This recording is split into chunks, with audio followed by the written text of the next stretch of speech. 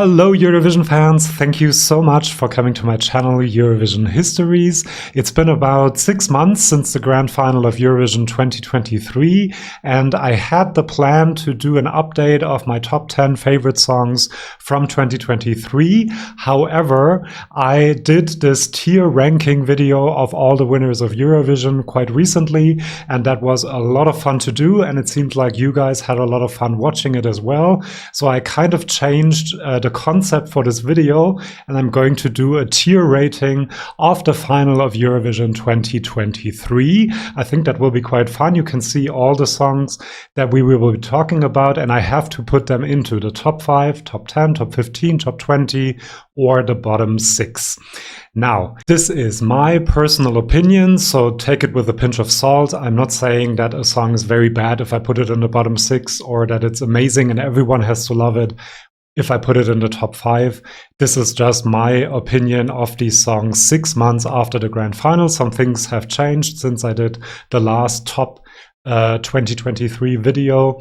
So let's have a look and we start with the great song from Norway, Alessandra with Queen of Kings. I have to say, I haven't really listened to the song that much. I did listen to the Italian version quite a bit, also in the gym, for example, and I prefer the Italian version, but I think it's a good song and I'll put it, first of all, in the top 10 to start with. I can still change the order of the songs in the different tiers and also put them in different tiers at the end. First of all, I'm gonna go with the first impulse I have in a way. And speaking of impulses, Marco Mengoni, Due Vite. If you have followed this channel, you know that I love him and that I loved Due Vite, so it's going into the top 5. But I can already tell you that it is no longer my favorite of Eurovision 2023, which it was for the entire season until like 2-3 months ago, I guess. Then we have Évidemment by Lazara. Like the song quite a lot, the performance a little less. I think it was very much overdone and they should have stuck with something more simple. But the song itself, the lyrics, what she sings about, the kinds of things she infuses into the song. There's a lot of drama in the song as well, and she's very good at doing that. Quite good vocal performer, maybe not in the final performance. But yeah, I think it's probably top 10, but we'll see. I might still have to change that because I can only have 5 in each tier, obviously, and 6 in the bottom tier. Then Belgium, this one I didn't really like when it came out, and then it grew on me immensely. I loved it in the final. Still like it a lot. I don't really listen to it, to be quite honest with you, but let's put this in the top 10 as well.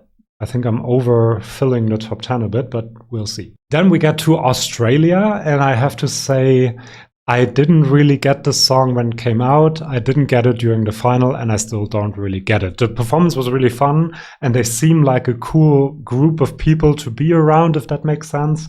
But the song itself, I don't really understand, so I'm gonna put it here, I think. Sorry, Australia. Then Estonia, when this came out, I really loved it, because it's a great ballad, amazing vocal performance. There's never any errors or any off-key moments. She's an amazing singer, but the song itself just seems a bit boring to me, on the boring side. So I'll put it, well, maybe 15 with her voice. Then we have Switzerland, great voice, good performance. Not sure the performance fits the lyrics that much, but fine, whatever. The lyrics is the problem here because I think it talks about having to go to war and you're a guy from Switzerland. Don't really understand that. And so in the end, for his voice, I'm going to put it in the top 20, but for the lyrics, it would be in the bottom 6. Sorry. Pardon. Then Austria, Po Po Po. I love this song. Really good song, really fun. Both of them are huge Eurovision fans, and you notice I love their Eurovision medley. If you haven't seen that, check it out. It's amazing. And the song itself is also great. There's lots of allusions to different things in the music industry. I did an interpretation video of the song, and that makes me like it a lot. I'll put it in the top 10 for now. I think it will stay there, yes. Portugal, Ai Curaçao. I still watch this performance because it makes me happy. It's so full of energy and fun and a bit of saudade at the same time. She is amazing doing it. They did so much with so little on that stage. So this is going right into the top 5. I love the lyrics. I love the Portugueseness of it all. Great. And this will be a classic for me, I think, from 2023 for quite a long time, I'm quite sure. Then we have the United Kingdom. When the song came out, I thought it was quite professional, but I don't really understand these sassy songs where it's all about revenge and I don't know what. And the performance kind of confirmed that this is not my cup of tea at all. She didn't really know how to sing the song, unfortunately. The staging was quite amazing, I have to say, but everything else, apart from the sassiness that she also had in the performance, but as I said, I don't really connect to these kinds of songs. So it's going to the bottom 6, sorry, UK. Moldova, this is kind of perfect for top 15, I think, because I do like the traditional elements. I like the lyrics that are referring to Moldovan culture and history, but the performance with the dancer, with the flute player, it's all a bit gimmicky, it's all a bit too much, and the song itself didn't really hold through these 6 months. When I listen to it now, it kind of feels a bit cheaper than I thought it was during the Eurovision final. Lithuania, this has gone down a little bit for me. I still love it. I still love her voice and the coziness that this song gives me, and these women on stage having a fun time. I really like that, but it's not the kind of song that I listen to still, kind of. It's kind of gone down in my estimation a little bit. Cyprus, I never really got, because Break a Broken Heart is just something I cannot deal with as a lyric. I'm sorry about that. But he had nice arms and a good performance. He sang much better than I thought. But yeah, it's not the kind of song I listen to. So it's going to the top 20, I guess. Then we have Slovenia. I didn't really understand this when it came out. Then during the final, I really fell in love with it. And with their style of performing, you kind of see that they are a band that grew together and that they like each other, that they're friends. The song is okay, but in the last couple of months, I haven't really listened to it. So it's going to the top 15, which isn't bad. But yeah, it's not one of my favorites. By the way, I'm planning to do videos like this for Eurovision 2022, 2021, 2019. So let me know if you're interested in that. And if you are, please subscribe so you don't miss them. Yes. Then we have Czechia, Vesna, My Sister's Crown. This is going straight to the top 5 because it has really, really grown on me. I love these switches in languages, in Slavic languages especially, maybe because I'm learning one. We're getting to that in a minute. It has really grown on me. It's still very fresh when I listen to it 6 months on. And I kind of fell in love with it during Eurovision. I was kind of tired of it in a way. And the performance was good, but it didn't really amplify the feeling that I had with the song at the beginning. But now listening to it and watching the performance is still a very emotional moment for me. So going to the top 5. This is getting a bit crowded, so we'll see whether I have to change some things. Probably yes. Now, Spain. Disclaimer, I want Spain to win. I want Spain to do well. I love Spain, and I hope that we will see a Spanish victory soon. I think it's the moment, with Benidorm being a great selection and also Spanish music doing so well internationally. I think this could be the moment that Spain actually does win Eurovision. However, this song, I just felt like it was way too not catchy enough, nothing really of a melody that you can hold on to. It didn't make me feel too much. I couldn't connect to it that much.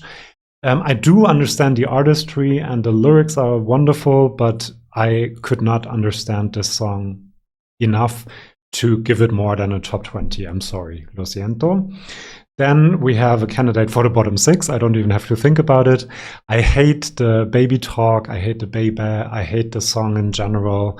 the performance was very influencer, superficial, and yeah, I don't like it. I know a lot of people did, so good for them, but I personally did not like this song.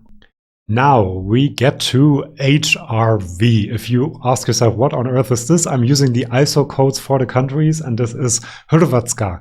So Croatia, Mama Štö by Led 3. I loved this song. It was in my top 10 during Eurovision week, but since then, look at this. It has gone up and up and up, and it is now ahead of Due Vite by Marco Mengoni. I don't know what it is, but it is so fresh and so different to listen to this song. And every time it comes up, I have a smile on my face. I think of the older guys on stage taking their clothes off.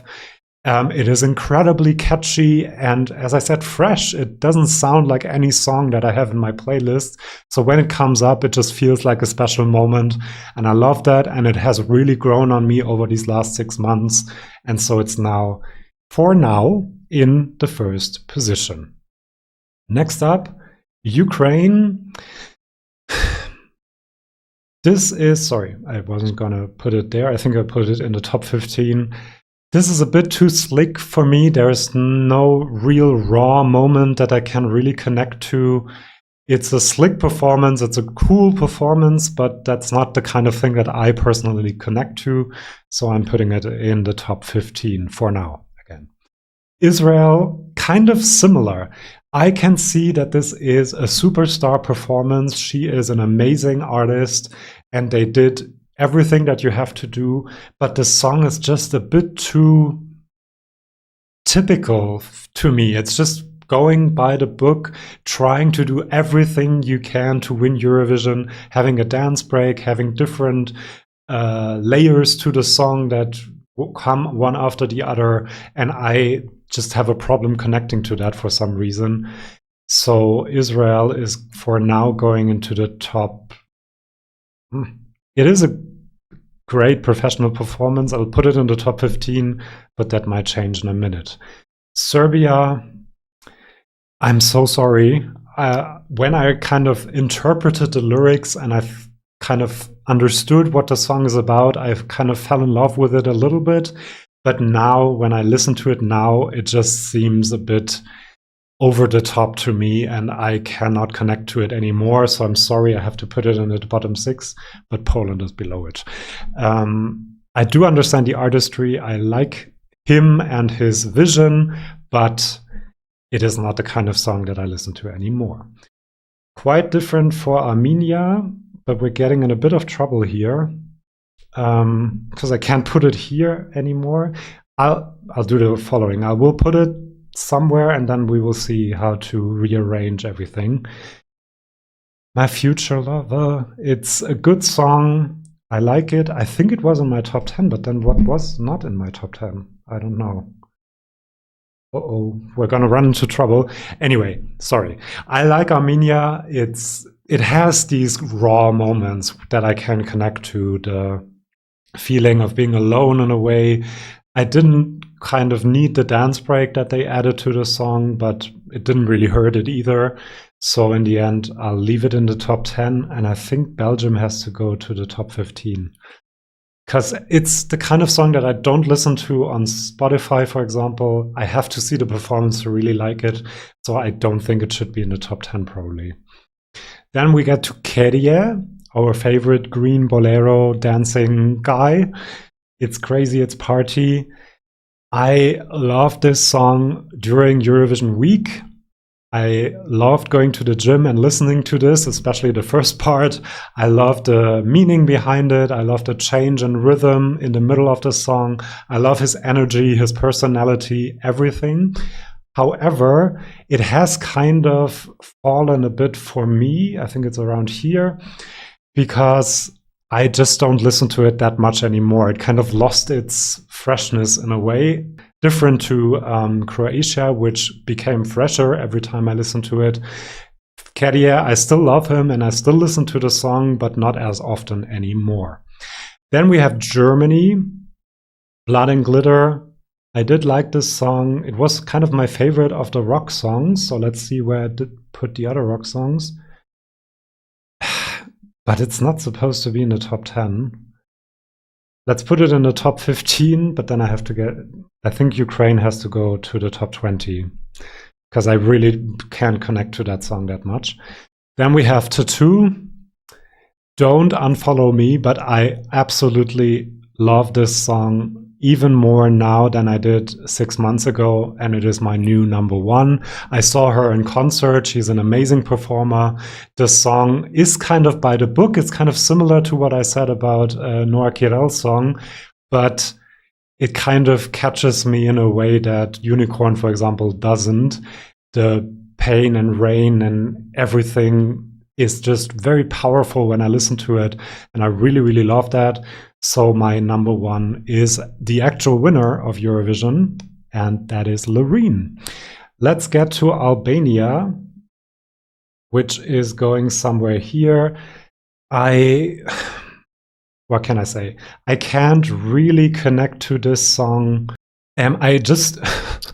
I just zoomed in a bit more. You probably saw that cut. Sorry about that. So you can see more of the songs, and it also shows you that I have to change some things because I can only have 5 in each tier.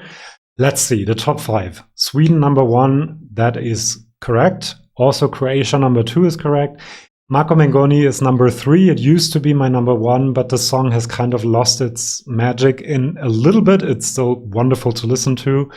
But he also has a new album, and there's one song, Lasciami indietro, which I love even more than Due Vite. That might have something to do with the fact that it's not #1 anymore. Then Portugal, I still love very, very much and love listening to it. And Finland as well, but it's now only #5 in my top. So Czechia, I guess, has to go down, and then we have to get rid of a few. 1, 2, 3, 4, 5, 6. Okay. Czechia makes sense in the top 10 because I said I like it more now than I did 6 months ago. Norway, yeah, Norway, I don't know. Austria is better, Lithuania is better. Armenia, I still like a lot. I think it's France that has to go down, sorry, France. So that's the top 10, Czechia, Austria, Lithuania, Armenia, Norway. That seems right. Then we have the top 15, Belgium, Germany, France, yeah, Estonia. I'm very sorry, Alika, but it's just not my kind of thing. And Moldova, I think, as well. So that's the top 15, I think. Yes, Belgium, Germany, France, Slovenia, and Israel. That seems right. Then the top 20, I still need 2 in the bottom 6. So I have to take 2 out of the top 20. It can be Ukraine, Estonia, or Moldova because I already had them higher and they just got where they are. I think Cyprus, because I cannot connect to the song. It just seems very mainstream to me. And then we need one more. I mean, I don't want to put any of these in the top bottom 6, but probably maybe Australia. Because Switzerland, I love his voice. Spain, I love the artistry. Ukraine, I like the coolness. Estonia, the voice. And Moldova, the traditional elements. And Australia is great and cool, but isn't my cup of tea. That's the point of this video. This is my personal opinion, as I said. Let's see whether I can order this a bit more. Cyprus is better than the UK. Australia is better than the UK. Albania, I'll put down there. Poland, Serbia. Yeah. I think now it makes sense. So this is my new top 26 of Eurovision 2023. What am I saying? This year, 2023. Let me know in the comments what you think, how your top has developed over the last 6 months, who your #1 is, who your bottom 6 would be. And I'll see you for my next video. As I said, I am planning to do this for Eurovision 2022, 2021, the recent years. And if you're interested in seeing that, please subscribe to my channel. I also do news videos every Saturday, so check that out. And I'll see you very soon in my next video if you want to. See you then and bye-bye.